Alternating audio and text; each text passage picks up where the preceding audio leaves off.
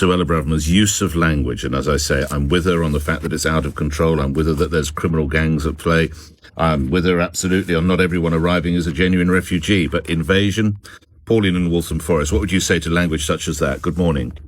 Good morning, Nick. Thanks for having me on the show. Sorry, I'm a little bit upset because I'm really worried about what's happening in relation to politics. One of the things that I've done is I've gone through my history. My parents came in 1961 from Jamaica. Right. And when my dad arrived in this country, along with all the other Windrush generation, we were greeted with a number of signs that I won't repeat now. But in 1950s, Colin Jordan set up the White Defence League in Notting Hill, and it called the White Defence League, and he talked about the coloured invasion. That's what he did. In 1968, we had to deal with Enoch Powell with that awful speech talking about and inciting fear in people in relation to immigration.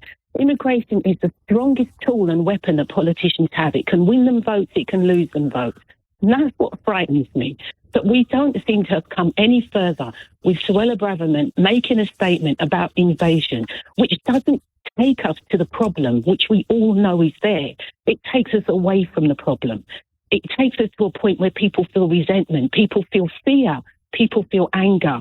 And that doesn't deal with the problem. All it does is do what Enoch Powell did, do what Colin Jordan did. It incites fear in people. That is not responsible politics. It's scary politics. And I'm going to say this now. When my dad died, I wrote a book called Rice and Peas and Fish and Chips about how immigration has impacted on the black community's lives over the last 50, 60 years, and how immigration has been used constantly as a stick to beat us with. Nothing has changed, and it frightens me that nothing has changed. And I want us to just focus on the issues rather than try and protect our jobs, saying things that are only going to incite and cause more friction between communities that need to be cohesive at this difficult time. I don't think anyone could have put that any better. I can't think a leader column in a newspaper could have been more accurate, and obviously speaking from personal experience as well made it even more potent. Pauline, thank you.